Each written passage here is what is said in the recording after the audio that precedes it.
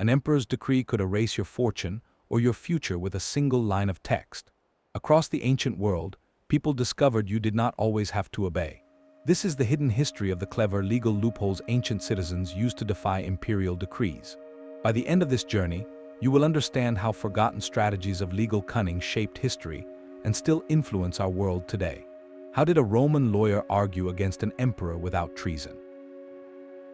What happened when a village simply pretended a new law did not exist? We will uncover the ingenious methods that turned unbreakable commands into negotiable guidelines. What does it truly mean to live under the rule of law? A decree from the emperor arrived, carved in stone and absolute in its command. Yet within the halls of Roman justice, a different kind of battle was waged, one fought not with swords but with semantics. This was the art of a sophisticated dance where lawyers became legal alchemists, transforming the lead of an oppressive order into the gold of a permissible action. The system was built on a profound respect for precedent and the written opinions of jurists, the great legal scholars of the age. An emperor might issue an edict, but its true meaning and application were often shaped by the commentaries of men like Orr. Their interpretations carried immense weight, effectively becoming a living layer of law that could soften the hardest of imperial edges. Imagine a new decree issued in a time of unrest that banned all public gatherings. On its face, it shut down civic life. But a skilled advocate could stand before a magistrate and argue that the Latin word used for gathering was intended for political assemblies only. He could cite older legal opinions to prove that religious festivals, family weddings, or even market days fell under different protected categories. Through this creative reinterpretation, the community's rhythm could continue, not in defiance, but through a meticulously argued technicality.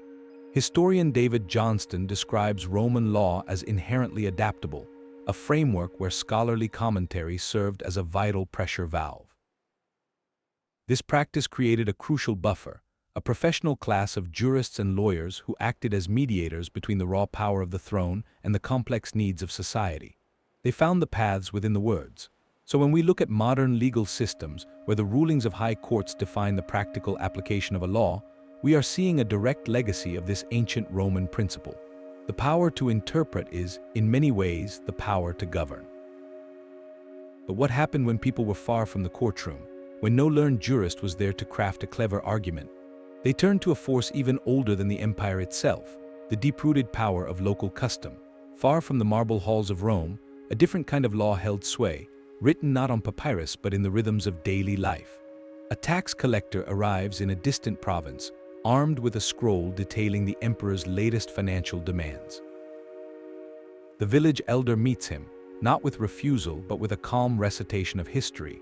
He explains the local method of assessment, a system of shared responsibility used for generations, long before Roman legions ever marched over the hills.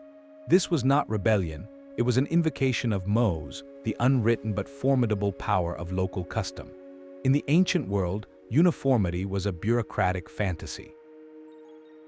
Empires spanned vast distances and countless cultures, and their administrations were often stretched impossibly thin. Enforcement relied heavily on local elites and required a degree of cooperation to function at all. Imperial officials from Rome to the Han Dynasty in China understood this practical reality.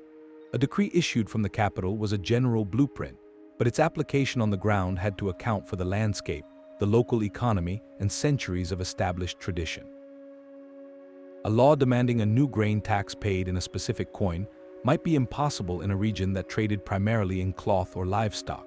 So communities learned to petition, formally and respectfully, for an exemption. They would argue that their long-standing practice achieved the same end, stability and revenue for the state, without disrupting a delicate social balance that had worked for ages.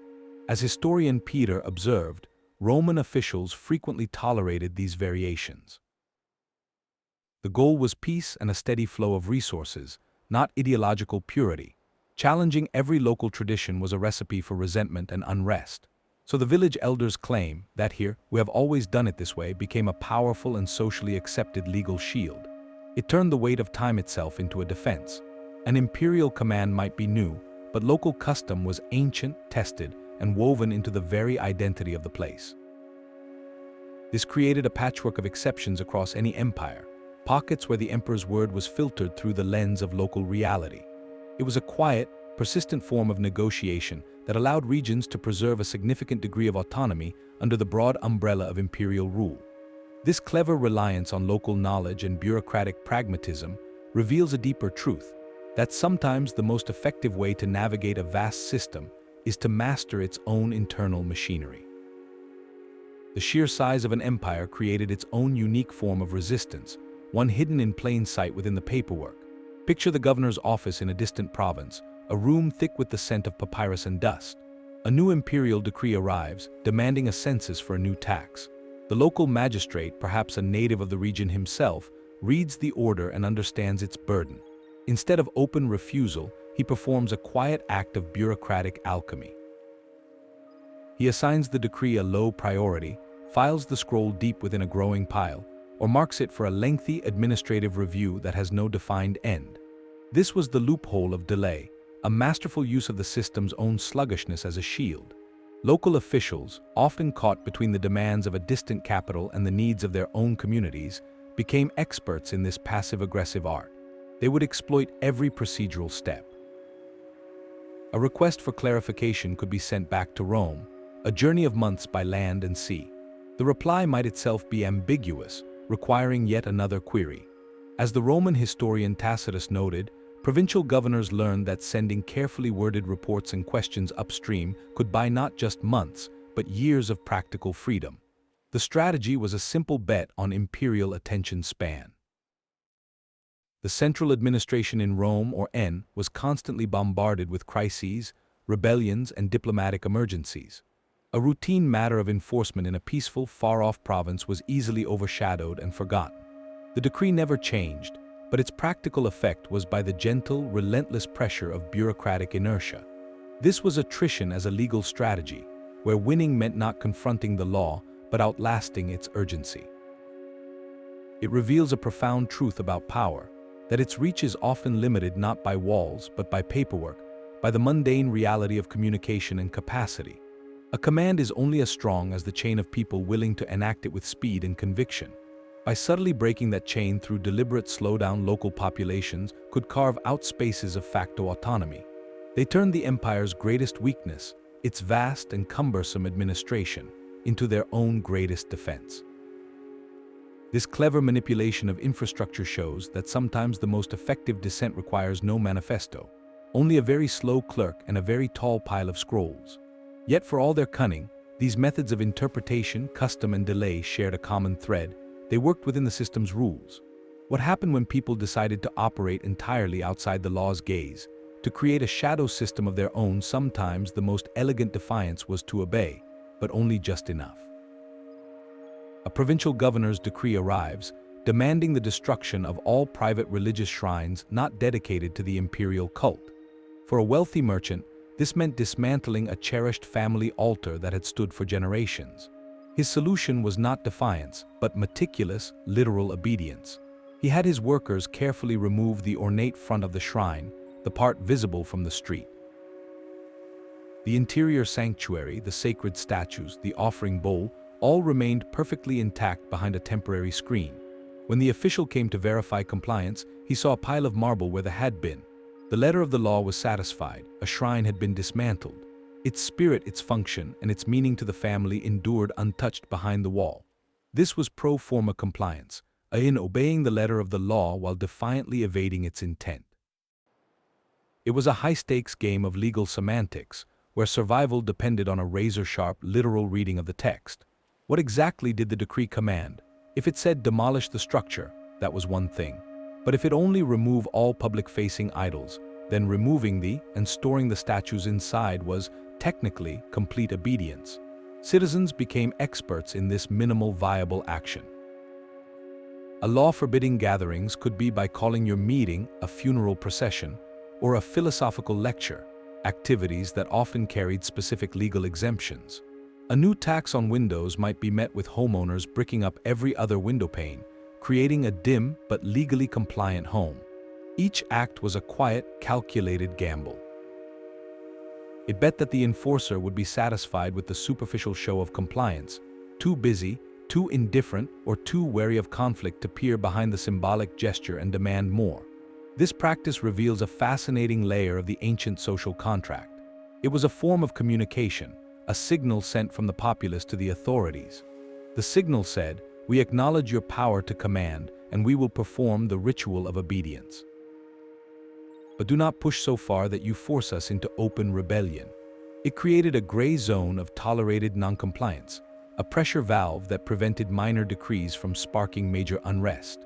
The dance of pro forma compliance underscores that law is not just about command and control. It is a constant, living negotiation over what obedience actually looks like on the ground. And often, the most powerful tool in that negotiation was not a hidden shrine or a bricked-up window, but something far more subtle, the deliberate and creative use of words themselves. A decree carved in Latin could lose its teeth on the long journey into another tongue. When an emperor's command left Rome for the Greek-speaking cities of Egypt or the Aramaic villages of, it passed through a critical filter, the hand of the local translator. This was a moment of profound vulnerability for imperial power, where linguistic ambiguity, whether accidental or cunningly exploited, became a powerful shield. The central authority might issue a stark order to confiscate property from those deemed disloyal. But the local scribe tasked with posting the notice in the town square, a man who knew the families involved, faced a choice. The Greek word for confiscate carried a final, brutal weight. Yet a different term, like meaning to register or list for assessment, introduced a note of bureaucratic process, not immediate loss.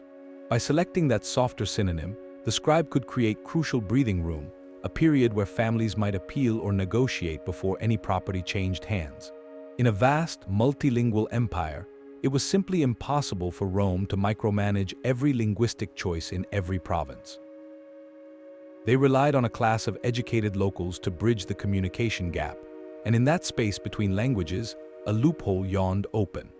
A command spirit could evaporate in translation, its force diluted by a subtly different grammatical construction or a term with multiple meanings. This was not always an act of rebellion. Sometimes it was born from genuine difficulty in finding a precise equivalent. But often, it was a deliberate, calculated act of mediation by officials who served two masters, the distant emperor and their immediate community. They understood that control of language is the very essence of control. By shaping the words through which people understood the law, they could subtly reshape the law's impact on the ground. It underscores a timeless truth, that in the gap between a decree's issuance and its reception, there lies a territory of interpretation where power is constantly negotiated.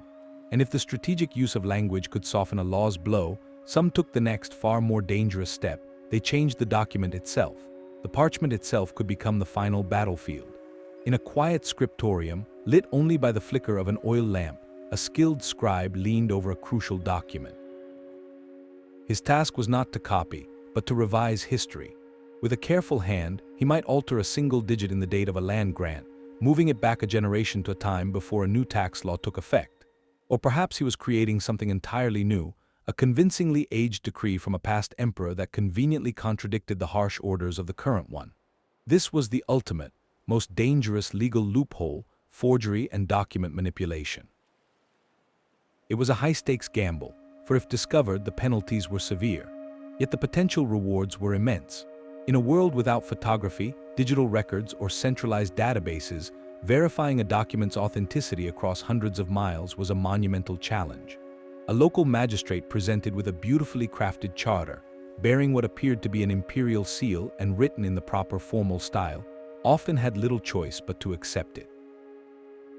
A forged will could protect a family's estate from confiscation. A fabricated exemption could shield an entire village from a crushing new levy for years.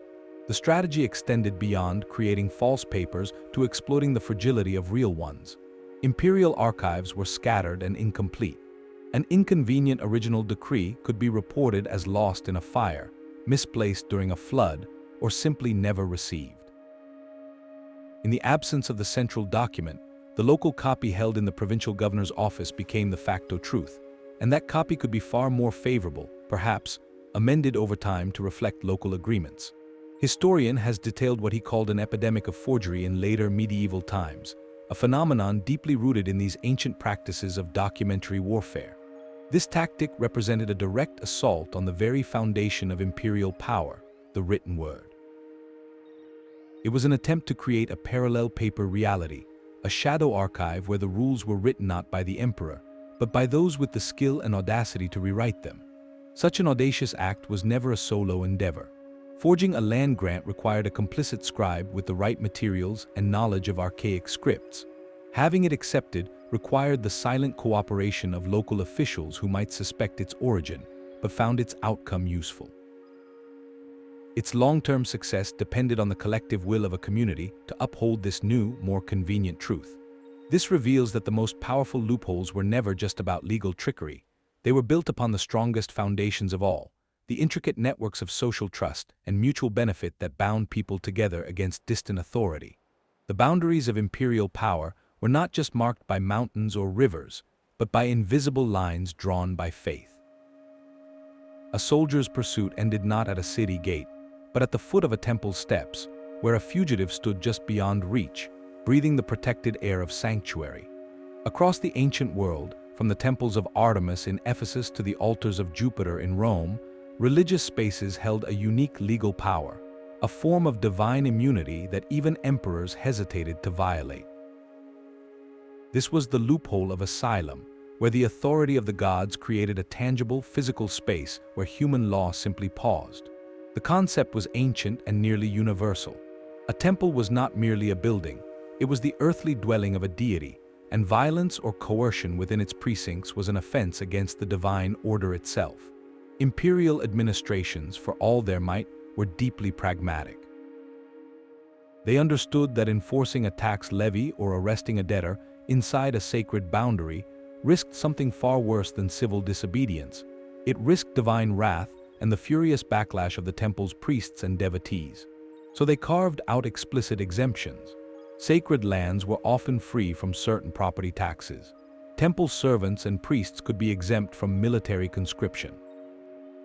A person who reached the altar and grasped it, literally clinging to the divine, entered a legal gray zone where standard procedures had to wait. This created a powerful, if perilous, strategy for ordinary people. A farmer facing ruin from an imperial tax collector might formally dedicate a portion of his land to a local temple. The plot became sacred property, managed by the priesthood, and thus shielded from confiscation. In return, the farmer might pay a smaller, regular offering to the temple, a far more manageable arrangement than losing everything to the state. It was a financial shell game played with divine consent, moving assets from the taxable realm of Caesar into the untouchable realm of the gods. For those in immediate danger, the sanctuary offered a last resort. A person accused of a crime, whether justly or not, could flee to a temple and claim asylum. This did not erase the accusation, but it forced a dramatic slowdown. The authorities could not simply drag the person away. They had to negotiate with the temple guardians, often leading to a mediated outcome, an oath swearing, or a guaranteed fair trial. This practice acted as a critical check on raw power, a reminder that there was an authority higher than the emperor's command. The real power behind this loophole was not just superstition, but economics and social influence. Major temples were not just spiritual centers, they were vast economic engines, controlling land, workshops, and treasuries. They employed thousands and served as banks and repositories for wealth. An emperor who alienated a major priesthood was stirring up a potent political and financial adversary. So the dance continued, a constant negotiation between the imperial palace and the temple complex. The state needed the religious institutions to legitimize its rule and maintain social order, while the temples leveraged their sacred status to protect their interests, and by extension, the interests of those who sought their shelter. This ancient interplay between secular and sacred authority reveals a timeless truth about power. It is rarely absolute. It is always balanced against other forces in society, whether they are the legal scholars with their interpretations, the local elders with their customs, or the high priests with their connection to the divine. Each created a space where the hard edge of a decree could be softened, not by breaking the law, but by appealing to a higher, or at least a differently powerful one. The true cost of a decree was often tallied not in court, but in the marketplace. An emperor in his palace could outlaw a trade or impose a devastating new tariff with a stroke of his pen. But the empire itself ran on a far more stubborn logic, the relentless flow of goods and gold. When those in control of that flow chose to stop, the entire machinery of state could shudder to a halt. This was the loophole of economic blackmail, a demonstration of raw, practical power that no legal argument could match. Consider a wealthy merchant guild in Alexandria facing an imperial edict that tripled the customs duty on Egyptian grain bound for Rome. The law was clear, the emperor's will was absolute, but the guild's response was not a petition or a forged document.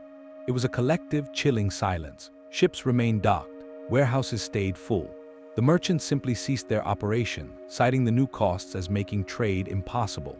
Within weeks, the effects rippled across the Mediterranean.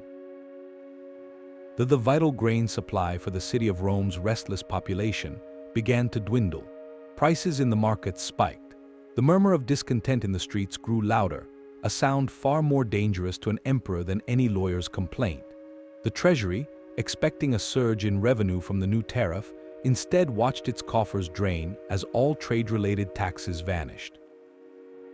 The state found itself in a paradox of its own making. It had passed a law to raise money, and in doing so had killed the very activity that generated that money. Faced with this reality, the imperial administration had little choice but to negotiate. Officials would be sent to meet with the guild leaders, not to punish them but to bargain. Perhaps the tariff would be reduced or phased in slowly, or generous exemptions would be granted to the largest shippers to get the grain moving again. The decree was not repealed, but its sharpest edges were worn down through necessity. This form of resistance worked because it targeted the empire's most vulnerable pressure points, its dependency on steady revenue and stable food supplies. It was a high-stakes game of chicken, where the merchants bet that the state's need for their cooperation was greater than its desire for strict enforcement. And they were often right. From the silk traders of the Han dynasty to the olive oil magnates of Roman, key economic actors learned that their collective inaction was a weapon of immense force. They did not argue that the law was unjust, they demonstrated that it was unworkable. This silent strike reveals a fundamental truth about power in any complex society. Real authority is always a negotiation. The emperor commanded the legions, but the merchants commanded the grain ships, the mines, and the workshops.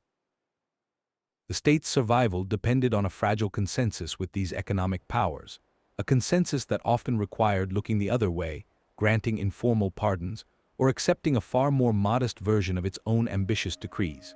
It was governance through a calculated mutual blindness. This leveraging of economic indispensability points toward another, more personal form of leverage, one inscribed not in ledgers, but in the very status of a person within the empire. The words "some" were not a plea, they were a legal command. In that moment, a Roman citizen arrested in a provincial backwater did not just state his identity, he activated an entirely different rulebook. This was the ultimate personal loophole, where the very layers of one's status within the empire determined which laws applied and how severely they would be enforced.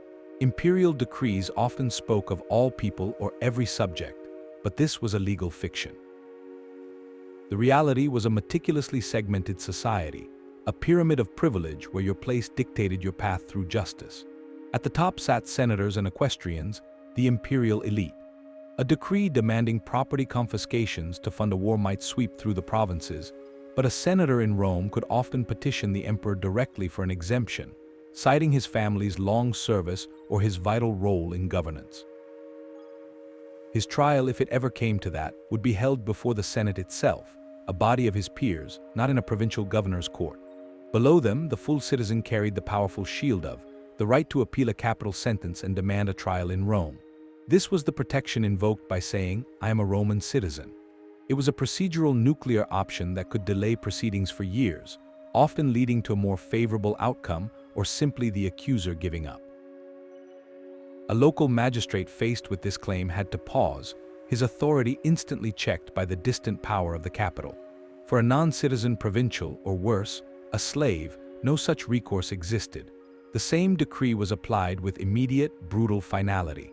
This legal pluralism meant the unity of imperial law was an illusion. One law did not rule all. Instead, a complex web of statutes, edicts, and traditional privileges created a landscape full of escape hatches. but only for those who knew where the doors were hidden and possessed the right key to open them. A wealthy freedman, once a slave but now liberated, occupied a tricky middle ground.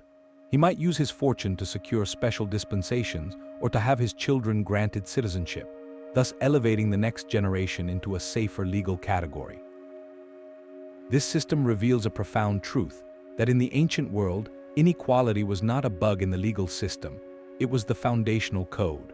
The law itself was designed to protect hierarchy, and in doing so, it created built-in avenues for evasion for those at the top.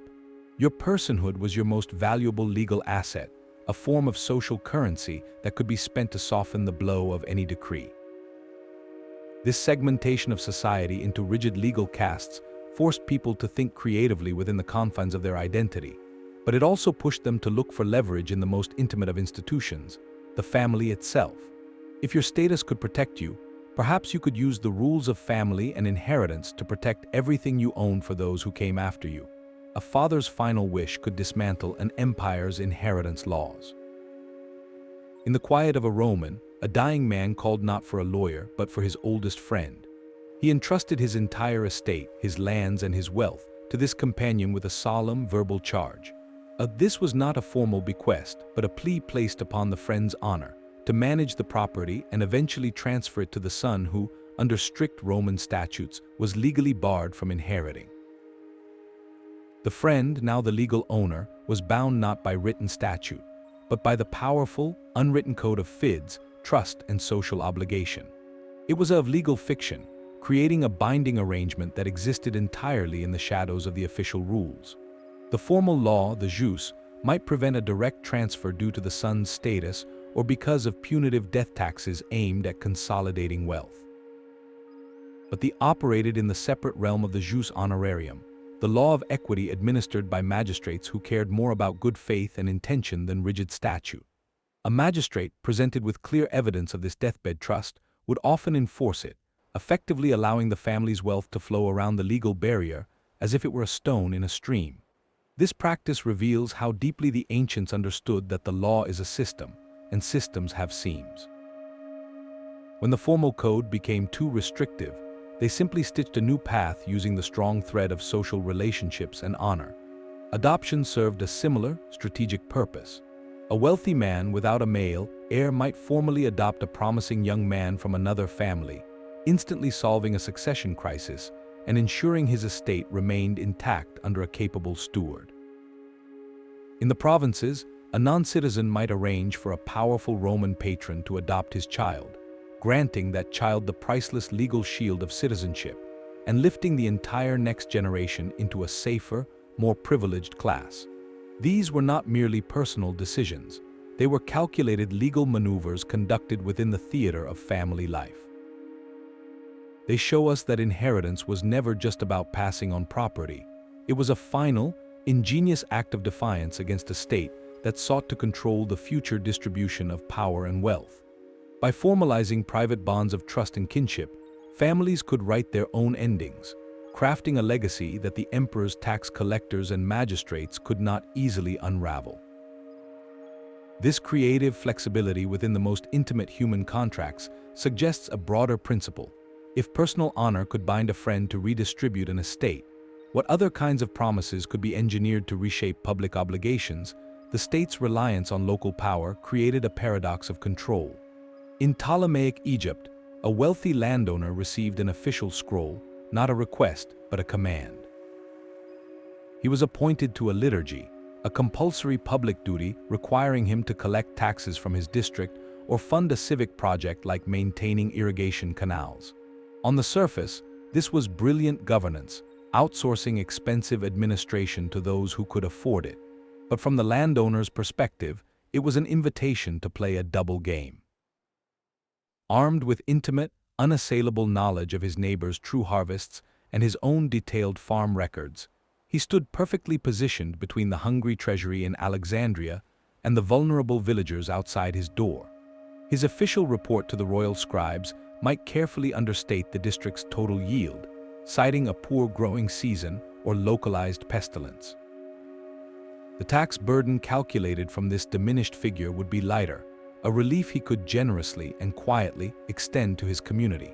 The difference between the actual wealth of the land and what was reported became a shadow resource, a buffer that protected local stability. For the landowner, this was a calculated strategy. Fulfilling the letter of the law, he collected and delivered the required amount. Yet he simultaneously cemented his own status as a benevolent patron, weaving a web of loyalty and obligation far stronger than any imperial decree. The state got its revenue, but never as much as it was truly owed. The system was rife with such soft corruption, a regulated gray area where personal gain and public service became indistinguishable. A man tasked with funding a police force might hire fewer guards than stipulated, pocketing the surplus wages. Another responsible for transporting grain might use slower, cheaper barges and keep the difference in cost. They provided the minimum viable service, just enough to avoid charges of negligence, while siphoning off value at every turn. This was not outright rebellion, it was the meticulous exploitation of an administrative loophole so fundamental it was built into the empire's structure. By compelling the elite to govern, the state had inadvertently given them the tools to govern in their own interest first. They balanced imperial demands against local reality, always ensuring their own standing was enhanced in the process. Their power came from being the indispensable middlemen, the only ones who could navigate both worlds. When such localized manipulation reached its limits, or when a decree was too harsh to soften quietly, people looked beyond their immediate superiors. They prepared petitions, not to their regional governor, but to a rival source of power altogether, one that could countermand an emperor's own officials. The most dangerous game was to turn the empire's own factions against one another. When a provincial governor, eager to demonstrate his zeal, ordered a wealthy coastal city to raise and fund a new militia, the city fathers did not simply comply. Instead, they dispatched a carefully chosen delegation on the long journey to Rome itself. Their mission was not to protest the law, but to question the lawmaker's authority. They presented a petition directly to the emperor's advisors, arguing with polished rhetoric that the governor had exceeded his mandate, that such a military levy was the sole prerogative of the Senate, or that the financial burden would cripple a city vital to regional trade.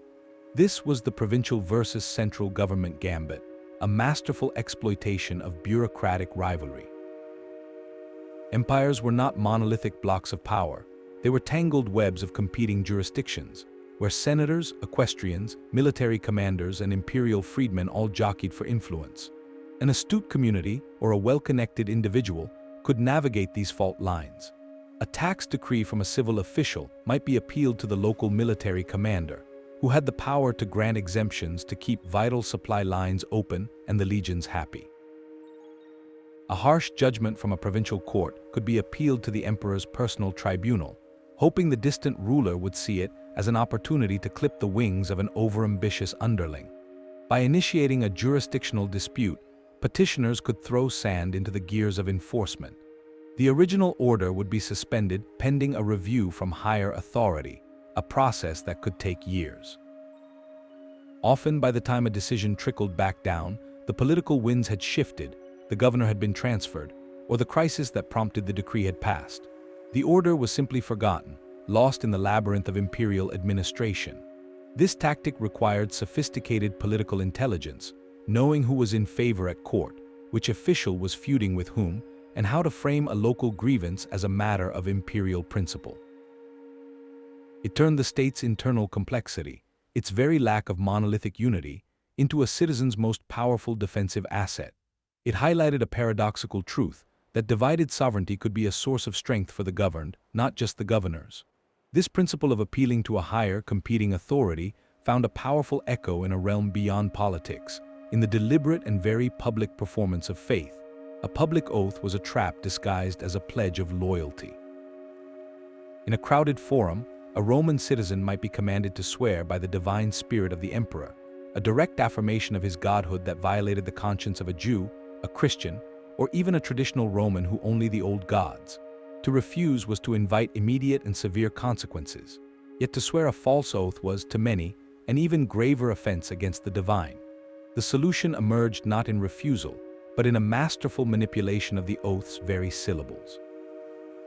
This was strategic piety, a loophole carved from the sacred space between words and their meanings. The individual would raise their hand and swear not to the emperor's person as a god, but to his genius or numen. In Roman belief, the genius was not the man himself, but the protective, guiding spirit of his family line and his role. It was a subtle but legally critical distinction.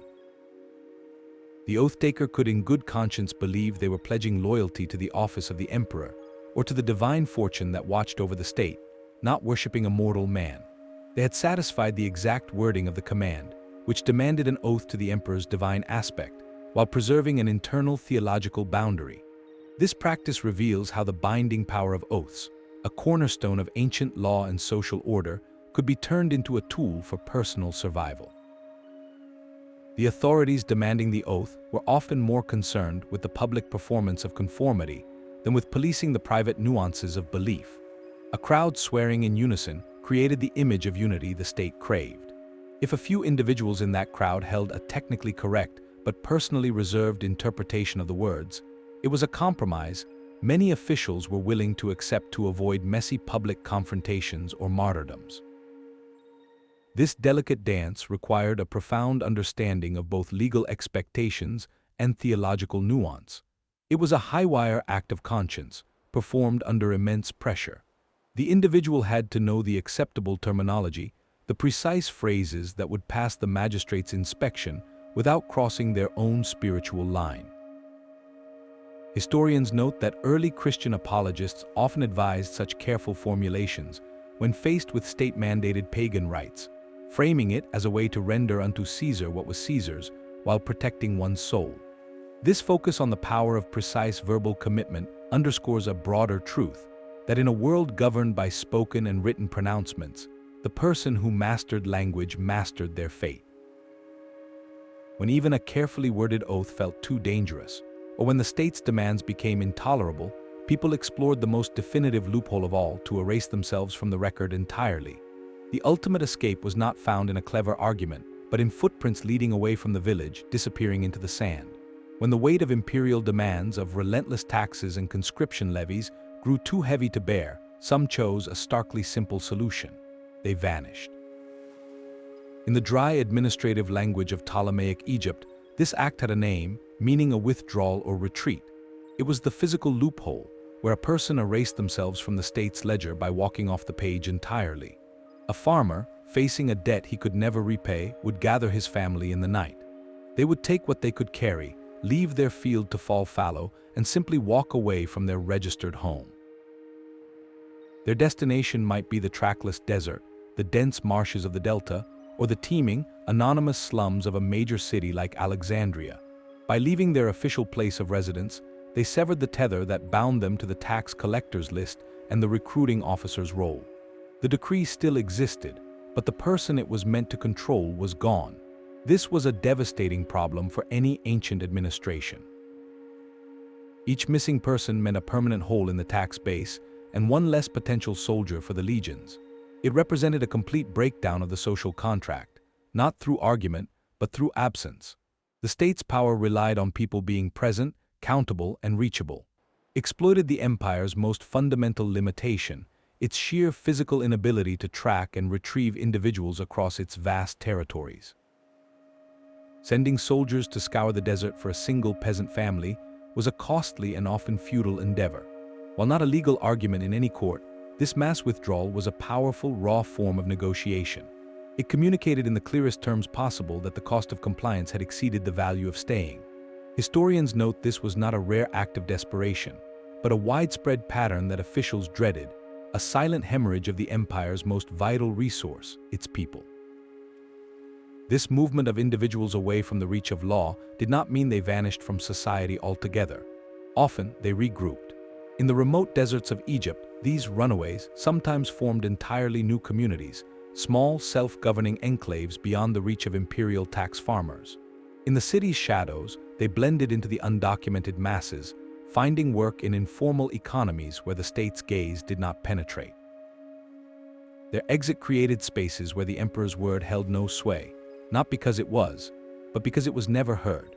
This flow of people away from centralized control points toward a fascinating possibility.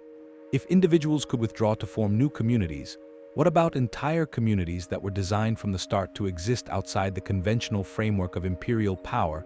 The baker kneading dough before dawn possessed a power no individual citizen could claim. He was part of a collegium, a legally recognized guild whose charter, approved by the Roman Senate itself, granted his profession a unique standing. When a new imperial edict imposed a citywide curfew or restricted the movement of goods after dark, the Bakers' Guild did not have to plead as individuals. Their leaders presented their official charter to the urban prefect, pointing to the clause that guaranteed their members the right to move through the streets at night to heat their ovens and supply the city with its daily bread. This was not a request, it was a reminder of a pre-existing contract between the state and a corporate body. The general law of the curfew met the specific law of the guild charter, and in that collision, the specific often won. By forming these state-sanctioned associations, ordinary trades transformed themselves into legal persons, entities that could own property, make contracts, and most importantly, negotiate. A decree banning the import of certain woods for shipbuilding might be met with a formal delegation from the Shipwrights Guild. They would argue, with the weight of their charter behind them, that such a ban would cripple the fleet maintenance vital to imperial security and commerce. They could offer a compromise, a self-imposed quota or a pledge to use alternative materials in non-essential parts, thereby securing an exemption for their core needs. The guild charter became a mini-constitution, a bubble of specialized law within the empire. Inside that bubble, the guild enforced its own rules on apprenticeship, quality standards, and internal disputes. A magistrate would typically defer to the guild's internal judgment on a matter between two-member sailors or builders, respecting their autonomous sphere. This created a vast patchwork of special jurisdictions, where the emperor's general will was filtered through hundreds of professional constitutions. For the state, it was a practical bargain. It outsourced the messy details of regulating complex trades to the experts who understood them best, ensuring stability and quality control. For the members, it was a shield. Their collective power, in parchment and seal, allowed them to carve out spaces of autonomy and resist the blunt force of one-size-fits-all decrees. The rise of the collegium represents a profound evolution in legal cunning. It moved beyond individual tricks or local customs into the realm of institutional design. It acknowledged that in the face of overwhelming state power, the most durable defense was to become a smaller, recognized state within the state, with your own rules and the authority to enforce them. This institutionalization of special privilege points toward a final, even more abstract frontier of defiance. If a guild charter could override a general decree, what about a principle so fundamental it was understood to underpin the entire legal order itself? A senator's most powerful weapon was not his wealth, but his memory. In the hushed tension of the imperial court, he would not challenge the emperor's right to rule, but the wisdom of his latest decree. His argument rested on a force older than the empire itself, the mos, the custom of the ancestors. This was the ultimate ideological loophole, an appeal to an unwritten constitution that even the emperor was sworn to uphold. By invoking these ancestral traditions, a senator could frame his resistance not as disobedience, but as a higher form of loyalty, a defense of Rome's eternal soul against a ruler's temporary error. The concept was brilliantly subversive. It accepted the emperor's authority while simultaneously placing a boundary around it. A new law demanding the summary execution of citizens without trial, for example, could be met with a solemn recitation of historical precedent. The senator would remind the court that even in the darkest days of the Republic, the right to a public hearing before the people was sacred. To violate this was not to exercise power, but to break the very compact that made Roman power legitimate. This was a dangerous gambit, for it questioned the ruler's judgment on the most fundamental level. Yet it was a risk the political elite were willing to take, because it leveraged their unique role as guardians of tradition. They were the living repositories of state memory, the interpreters of what Rome was meant to be. An emperor who ignored the mos too flagrantly risked alienating the very class that propped up his regime, suggesting he was not a true Roman leader, but a tyrant. This practice reveals the deep roots of what we now call constitutionalism, the idea that government power is limited by a set of enduring principles. In Republican times, this was vividly seen in the the Senate's ultimate decree. This was not a law, but a solemn declaration of a state of emergency, authorizing the consuls to take any action necessary to save the Republic. Its power came entirely from tradition and collective senatorial authority, a precedent that could override normal legal procedures. By appealing to such unwritten fundamentals, Roman statesmen created a space where the letter of a new law could be judged against the spirit of the ancient state. It was the legal equivalent of saying, "You may command this, but Rome does not do such things." This philosophical resistance planted a seed that would grow for centuries, influencing later ideas of natural law and the principle that a king is under the law, not above it. It transformed political conflict into a debate over first principles, where the past itself became a tool to shape the future. To see how these abstract ideals played out in the gritty reality of life and death, we must turn to the stories of individuals who dared to use them, legendary case studies where clever loopholes decided fates and changed the course of history. The assembly's vote was final, but the law's memory was longer. In democratic Athens, a citizen who believed a new decree violated the city's foundational laws possessed a remarkable tool, an indictment against illegal proposals. This was not subterfuge. It was a formal, public challenge built directly into the machinery of the state itself. Any citizen, upon hearing a decree passed by the popular assembly, could step forward and bring this charge before a jury court. His argument was simple yet profound, that the new measure contradicted an existing, unchangeable law of Athens. This triggered an immediate suspension. The decree was frozen, its effects put on hold until a jury of hundreds of fellow citizens could hear the case. The trial was not about the wisdom of the policy, but its legality, a meticulous comparison of the new command against the bedrock principles of the city. Victory for the accuser meant more than just the annulment of the decree. The individual who had proposed it could face a heavy fine, a personal penalty for endangering the legal order. This mechanism transformed every citizen into a potential guardian of the Constitution. It created a powerful delay, a built-in period of second thought where the heated passions of the assembly could be cooled by the reasoned judgment of the courts. Imagine a scenario in the feverish atmosphere after a military defeat, where the assembly votes in anger to execute a group of generals without a fair trial. A single citizen, invoking could halt that vengeance. He would argue before the jury that such an action violated the sacred right to a defense, a cornerstone of Athenian law. The jury, removed from the immediate emotional storm, might well agree, overturning the assembly's own rash decree and saving lives through procedure. This was a society that had formalized the loophole, elevating legal challenge from a covert act of evasion into an open civic duty. It acknowledged that the people, in their collective voice, could sometimes be wrong in the heat of the moment, and it provided a lawful path for the people themselves to correct that error. They institutionalized a primitive form of judicial review, a recognition that no power, not even the direct will of the majority, should be absolute and unchecked. It made the law itself a living dialogue, a constant tension between action and principle, between the urgent needs of the present and the enduring rules of the past. This structured, civic-minded approach to challenging authority stands in fascinating contrast to the methods employed by individuals far from the Athenian agora, who relied not on public juries, but on private cunning and the meticulous details of Roman civil law. The parchment decree ordering confiscation was still warm, but the land itself was already slipping from the emperor's grasp. In the chaotic aftermath of a civil war, when a victorious ruler moved to strip his defeated enemies of their vast estates, a quiet, prearranged countermove was often already in motion. This defense hinged on a foundational principle of Roman civil law known as, at its heart, was a rule designed to bring clarity and finality to property disputes.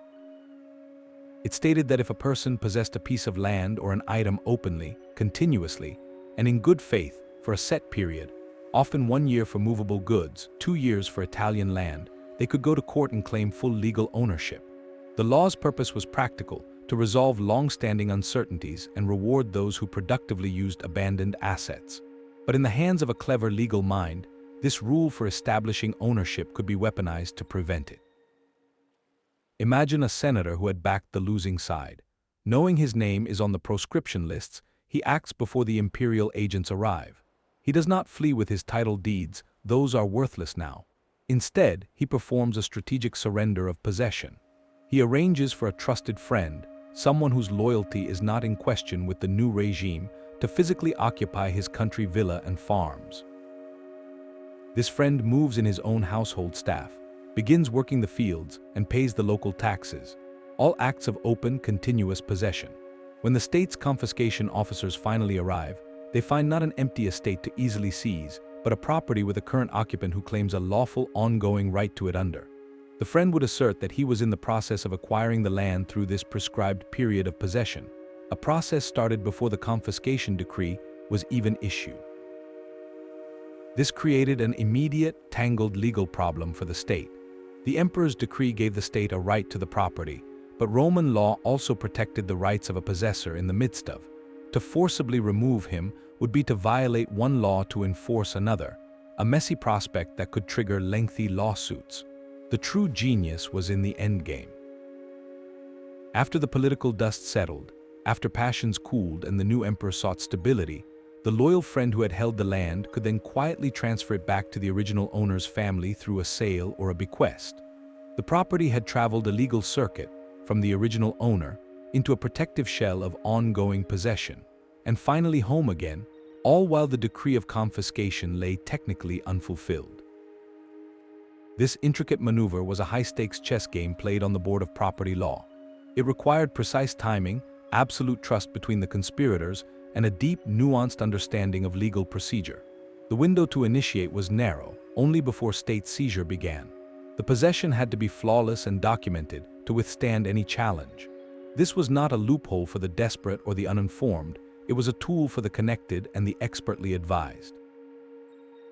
It highlights how the very complexity of Roman law, with its interlocking systems for acquiring and transferring property, created pockets of resistance within itself. A law meant to cement ownership could, with the right moves, become a law that prevented the state from establishing ownership. It underscores a recurring theme, that in ancient Rome, legal knowledge was a form of power as potent as wealth or lineage, a specialized craft often guarded by the professional class of jurists and advocates who could navigate these shadowy channels between the lines of imperial command. The jurist's pen could be as powerful as the emperor's sword. Men like in the 2nd century or under Emperor Justinian were far more than legal librarians. They were master architects, designing the very intellectual framework within which all arguments, including those against the state, would be constructed. Their monumental task was to compile, organize, and comment on the sprawling mass of Roman law, creating coherent digests and textbooks that would guide judges for centuries. In doing this essential work of clarification, however, they performed a paradoxical service. They systematically exposed the seams in the legal fabric. Their scholarly writings held immense, quasi-official authority. A citation from institutes could carry as much weight in a courtroom as a clause from an imperial constitution. These jurists, often employed and paid by the state itself, would ponder hypothetical scenarios and edge cases in their texts. What if a soldier makes a will while on campaign, but it is lost before he can sign it? What if property is sold under a mistaken belief about a law that is later changed? By exploring these intricate what-ifs, they were not just interpreting existing law, they were actively generating a repository of potential arguments, a toolbox for future lawyers facing real and pressing dilemmas. A practicing advocate, defending a client against a harsh application of a new tax decree, could turn to these scholarly commentaries.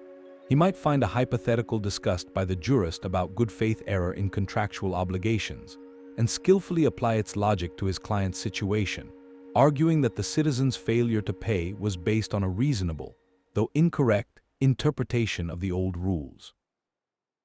The lawyer was not inventing a loophole on the spot. He was retrieving a pre-approved tool from the imperial workshop, crafted by the empire's own most respected legal minds.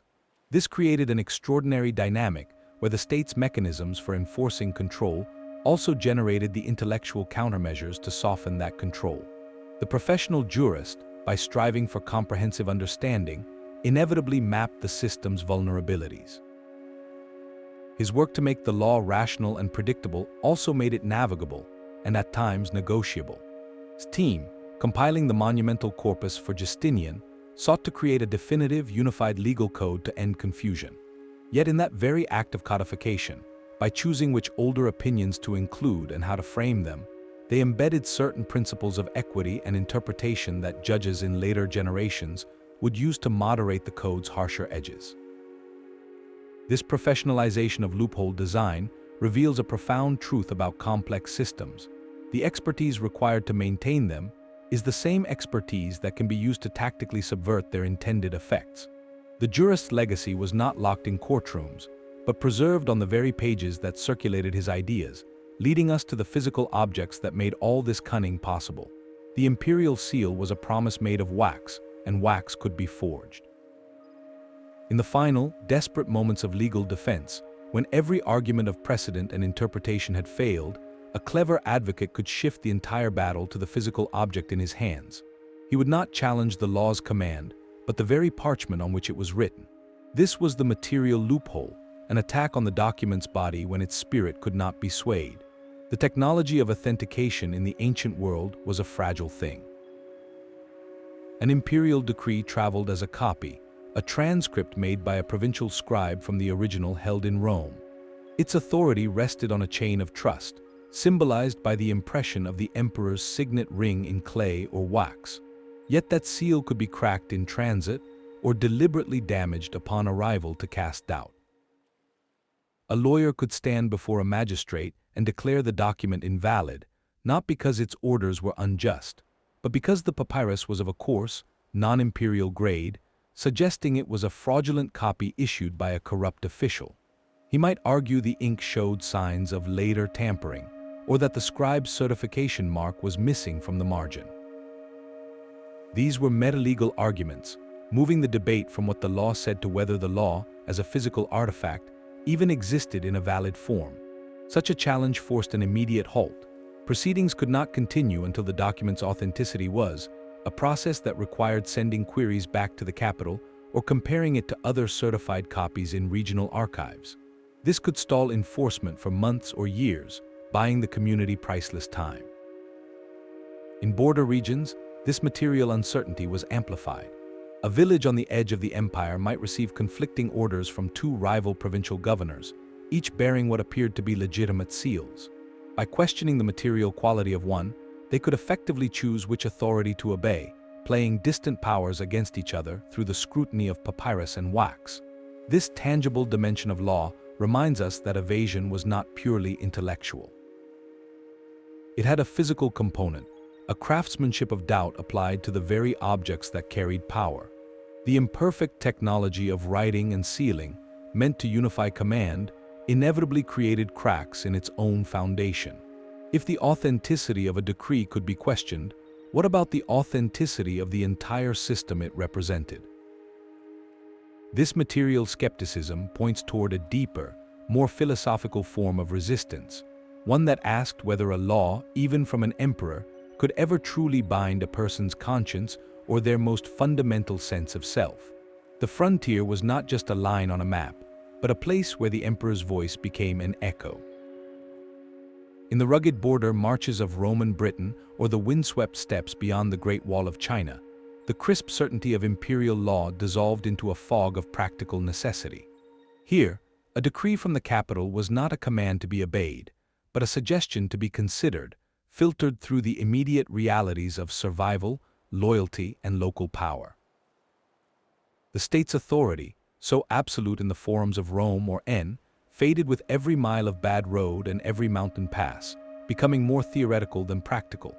In these liminal spaces, the men who held real power were not imperial magistrates, but local chieftains retained as client kings, or hardened legionary commanders acting as military governors.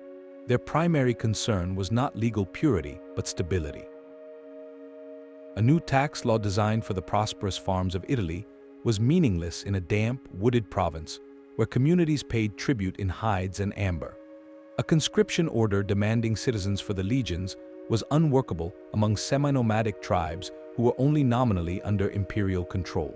So these frontier authorities operated in a constant state of creative adaptation.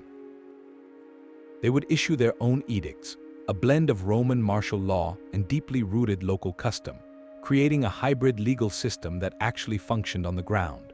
For the people living in these zones, this ambiguity was a profound advantage. A settler in a frontier colony could often ignore a central decree regarding inheritance, following the simpler, more familiar rules of his homeland instead. A local chieftain might pledge loyalty to the emperor in one breath, and in the next, negotiate exemptions from tribute by citing the cost of guarding the imperial border itself. They became experts at selective application, embracing the parts of imperial law that conferred benefits, like Roman citizenship or trade rights, while quietly letting the burdensome or nonsensical parts slip into oblivion. Enforcement was sporadic at best, reliant on the occasional inspection tour by an official from the interior who lacked the time, resources, or will to untangle years of localized practice. This geographic loophole exposes the fundamental limits of pre-modern state capacity. An empire could claim territory, but actually governing it required a density of administration, courts, tax collectors, census takers, that was incredibly difficult to project over vast distances. The frontier was where the grandiose vision of unified law met the stubborn resistance of geography and local identity. It was a living experiment in what happened when authority outran its infrastructure, a space where people could, with impunity, craft their own versions of order. From these distant, semi-autonomous edges where power was negotiated daily, our journey turns back toward the heart of the empire, to see how centuries of such clever defiance ultimately reshaped the law itself. The very nature of evasion transformed alongside the Roman state itself. In the bustling, chaotic days of the Republic, a citizen's best defense was often a public appeal. The office of the tribune of the plebs held the sacred power of veto, an individual who could stand between a senator's proposal and its enactment, literally saying, "I forbid." Loopholes here were political and theatrical, relying on the complex checks and balances between assemblies, the Senate, and the magistrates. A wealthy equestrian facing an unfavorable law might lobby a friendly tribune to intercede, or rally his clients to pack the public assembly and shout down a vote. The system was porous by design, filled with competing power centers that citizens could play against each other in the open forum. With the rise of the Principate under Augustus and his successors, the political landscape shifted profoundly. The public assemblies lost their real power, and the emperor's word became the ultimate source of law. In response, the methods of navigating that law turned inward, becoming more bureaucratic and intellectual. The loopholes of this era were less about public vetoes and more about the quiet arts we have explored, the of jurists, the strategic delays of provincial governors, and the meticulous exploitation of legal categories like citizenship and guild charters. The battlefield moved from the rostra in the forum to the scroll-laden desks of imperial administrators and the lecture halls of legal scholars. It was a more professional, less democratic form of cunning. By the time of the Dominate, the late Empire period from the 3rd century onward, the atmosphere had hardened considerably. Emperors ruled with a more autocratic, militarized style, often issuing sweeping decrees in a desperate attempt to hold a fragmenting world together. Laws sought to freeze people in their professions, tie farmers to their land, and extract every possible resource for the straining state. In this environment, the clever, semi-legal loopholes of the Principate became far more dangerous. A creative interpretation by a jurist could now be seen as direct defiance of the imperial will. The stakes were raised.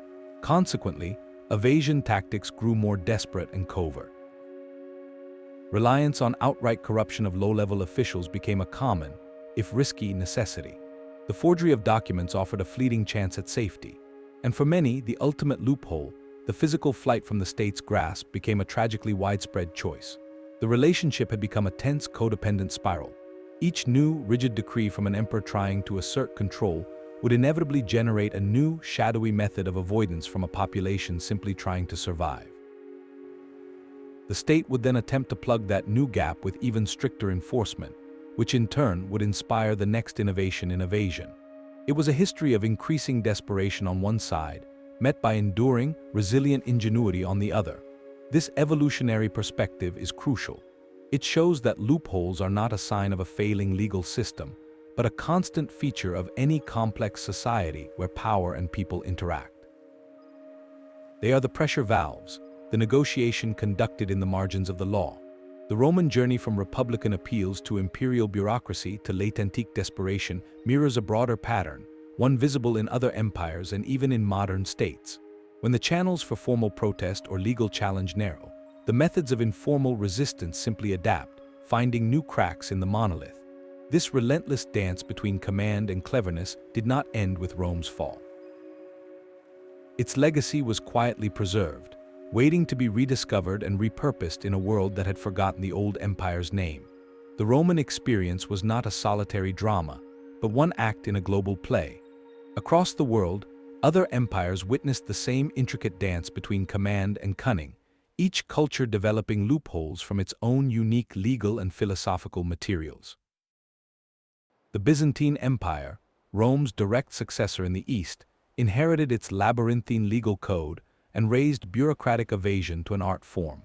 Officials in Constantinople became masters of a practice known as dilatory procedure, where any administrative request could be sent through a bewildering series of mandatory approvals, each requiring separate fees and stamps. A land dispute or tax appeal could be delayed for decades, not through refusal, but through the meticulous exploitation of every possible step in the official handbook. The state's own love of complex ritual became its citizens' greatest tool for slowing its reach. Far to the east in imperial China, there was often philosophical. When a decree from the Forbidden City seemed unjust or impractical, a local magistrate or a scholarly official did not confront it directly. Instead, he would compose a memorial, a formal report steeped in the language of Confucian virtue. He might argue that the new law, while perhaps well-intentioned, violated the principle of ren, or benevolent governance, by causing undue hardship to the farmers who were the backbone of the state. By framing his objection within the sacred context of the classics, he appealed to a moral authority that even the Son of Heaven was bound to respect. Simultaneously, the dense, legalist bureaucracy of the Chinese state offered its own seams to exploit. A regulation from the Board of Revenue might be countered by citing an older, contradictory rule from the Board of Works, plunging the matter into an interdepartmental debate that could last for years. In the vast realms of the Islamic caliphates, a different duality of law created opportunities. A ruler or caliph might issue a temporal decree on matters of tax or administration. Yet the higher, unchanging law was the Sharia, derived from and the traditions of the Prophet. A community or a learned scholar could challenge an order by appealing to a different interpretation within one of the recognized schools of jurisprudence.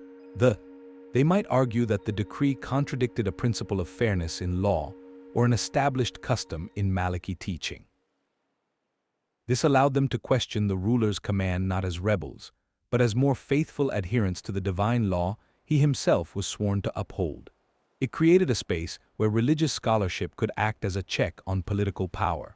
From Byzantine paperwork to Confucian virtue to Islamic jurisprudence, the methods were culturally distinct, yet the underlying strategies echo what we saw in Rome.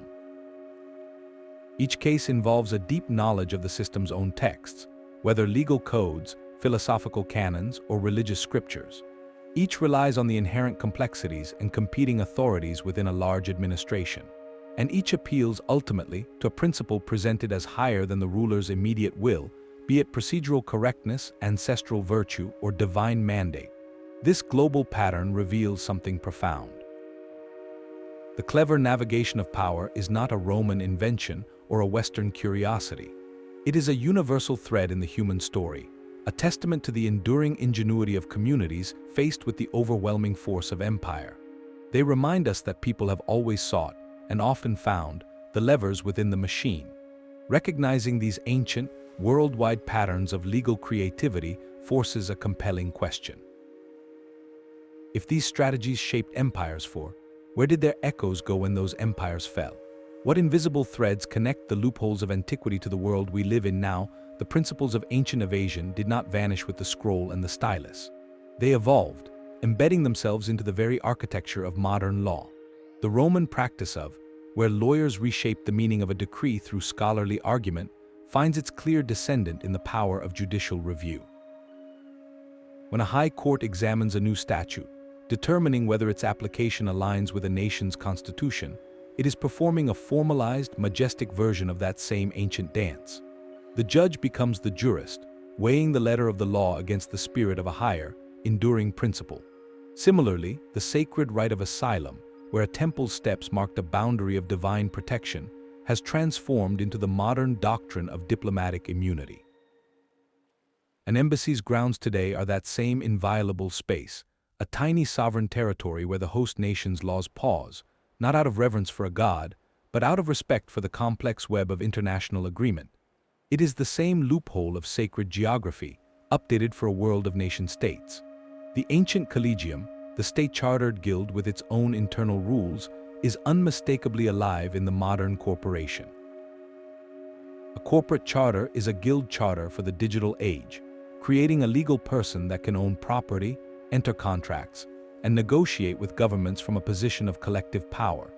Just as the Bakers Guild used its charter to secure exemptions from a city curfew, a multinational corporation uses its legal standing to lobby for favorable regulations or tax breaks, operating as a sovereign-like entity within the market. This lineage becomes even more apparent when we examine contemporary financial strategy. Modern tax avoidance, where complex legal structures shift profits to low-tax jurisdictions, is a direct, sophisticated descendant of the Roman farmer dedicating his land to a temple to shield it from imperial tax collectors. It is not fraud, but a meticulous navigation of the seams between different legal systems, a practice the ancients would recognize instantly as regulatory arbitrage. The use of offshore havens is simply geographic loopholing on a global scale, leveraging the same jurisdictional differences that a border village used when playing two rival Roman governors against each other. Recognizing this deep history does something crucial. It demystifies modern legal and financial ingenuity. It shows that the intricate schemes of today are not anomalies, but part of a continuous, long tradition of human cleverness in the face of concentrated power. For every action by a central authority, there has always been, and likely always will be, a creative reaction from those subject to it. This legacy serves as both a fascinating insight and a sobering warning for any lawmaker. It illustrates that crafting a rigid, overly simplistic decree is an invitation for evasion. The human capacity to find the path of least resistance, to locate the ambiguity in the text or the conflict between jurisdictions, is as persistent as gravity. The ancient dialogue between authority and autonomy never ended. It merely changed its vocabulary and its medium. This understanding invites us to see these acts not as mere tricks, but as part of a fundamental negotiation about the limits of power and the spaces where individual and community agency can endure. The moral ledger of these ancient actors remains stubbornly impossible to balance. Was the village elder who hid his community's true harvest from the tax collector a hero shielding his people from ruin, or a criminal starving the imperial treasury needed to maintain roads and legions that also protected them?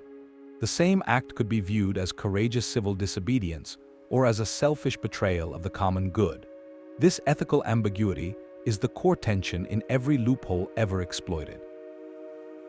Consider a wealthy Roman who used it to bypass inheritance laws designed to prevent the dangerous concentration of wealth in a few families. From his perspective, he was fulfilling a sacred duty to his children. From the state's perspective, he was eroding a policy meant to ensure social stability. There was no universal court to decide who was right, only the clash of competing values, survival versus order, local loyalty versus imperial unity, personal conscience against the will of the sovereign. The morality of the act hinged entirely on the morality of the law it circumvented. Evading a decree that confiscated property from a political rival's family was seen very differently than evading a quarantine order during an outbreak of illness. One could be framed as resisting tyranny, the other as endangering the entire community. Yet even that distinction blurs under historical scrutiny.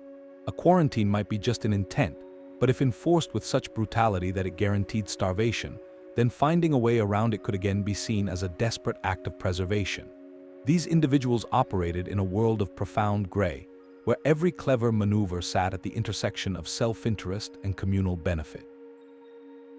The merchant guild that halted grain shipments to force a negotiation was protecting its own profits, but it was also arguing for the economic sustainability of a vital trade route. Their leverage was selfish, but its use could lead to a more workable law for everyone. This forces a difficult, reflective question upon us. Does the ethics of finding a loophole depend solely on the justness of the law being circumvented, or does it also depend on the consequences of the evasion itself? A technically brilliant legal argument that allows a powerful senator to avoid a tax meant to feed the poor is hard to celebrate, even if the tax was poorly designed. Yet the same cunning, used by a peasant community to interpret a conscription law in a way that keeps essential farmers in their fields, feels like wisdom. The ancient world offers no clean answers, only a persistent demonstration that people will always test the boundaries of power, and their reasons will always be a complex tapestry of need, principle, and opportunity. This enduring ethical maze is not a relic. It is the very space we inhabit today, whenever we confront a rule that feels unjust or unworkable. The final, practical value of this history lies not in choosing sides, but in understanding the mechanics of that choice, and recognizing the timeless human patterns at play whenever authority is creatively navigated. The true legacy of these ancient maneuvers is not a manual for trickery, but a blueprint for a certain kind of mind. At its core, the skill that allowed a Roman lawyer to reinterpret a decree or a village elder to navigate a tax was not mere legal trivia. It was systems thinking, the ability to see a law not as a solitary command, but as one moving part within a vast, interconnected machine of power, custom, and human behavior. They understood that a rule is born in one place, interpreted in another, and enforced by a third, and that the spaces between those points are where agency lives. Today, this ancient skill is more vital than ever, though it wears modern clothes. We call it financial literacy, the ability to read the fine print on a loan not just for its interest rate, but for its hidden fees and prepayment penalties, understanding the system of debt. We call it digital citizenship, which involves actually reading a platform's terms of service to comprehend how your data flows through its ecosystem, not just blindly clicking agree. It is knowing your specific rights when dealing with a landlord, an employer, or a government agency, recognizing that your relationship with these institutions is governed by a rulebook you have the right to understand. This mindset shifts the fundamental question we ask when confronted with any complex system. We move from a passive, what does it say, to an active, investigative, how does this actually work, and where are its boundaries? It is the difference between seeing a wall and looking for the door, the ladder, or the friendly neighbor who knows a shortcut. This is not an argument for lawlessness. It is a case for empowered, intelligent compliance. Blind obedience accepts a rule at its most literal, often to one's own detriment. Informed compliance understands the rule's purpose, its mechanisms, and its practical limits, allowing you to fulfill its intent in the way that is most sustainable and least harmful to your own well-being. It is the farmer who knows the tax code well enough to claim a legitimate deduction for a poor harvest, rather than simply surrendering everything and facing ruin. This proactive, analytical engagement is the ultimate prize from our journey through history. It transforms us from passive subjects of systems into active navigators of them. We stop being pieces on the board and start to understand the rules of the game itself. This final insight prepares us to weave every story, from the forged parchment to the silent strike, into a single, enduring truth about power and the human spirit. That persistent ingenuity leaves us with a final, unshakable conclusion. From the interpretative cunning of Roman lawyers to the strategic withdrawals of Egyptian farmers, this entire history reveals a profound truth: total control is an illusion. Even the most powerful empires, with their legions and their stone-carved decrees, were met with the quiet, persistent ingenuity of their people. These individuals used the system's own complexity, its cherished traditions, and its inherent weaknesses to carve out spaces of autonomy, to breathe, to survive, and sometimes to thrive. These stories are far more than historical curiosities. They are in resilience and in critical thinking. They are testament to the enduring human desire for agency, the fundamental need to have some say in the forces that shape our lives. They remind us that law is not a monolith, but a living, negotiated space, a conversation that continues across centuries. The Roman historian Tacitus might have observed that the more numerous the laws, the more corrupt the state, and in turn, the more ingenious its subjects become. It is a cycle as old as civilization itself. So we are left to reflect, where do you see similar dynamics today? In the fine print of a digital terms of service, in the creative interpretations of a zoning regulation, or in the global flow of capital that navigates between national laws. The battlefield has changed, but the fundamental playbook, the art of finding the path within the rules, remains strikingly familiar. If you found this journey through the hidden corridors of legal history fascinating, subscribe for more deep dives into the mysteries of our past. And we would love to hear your perspective. Share your thoughts on the most clever historical loophole in the comments below.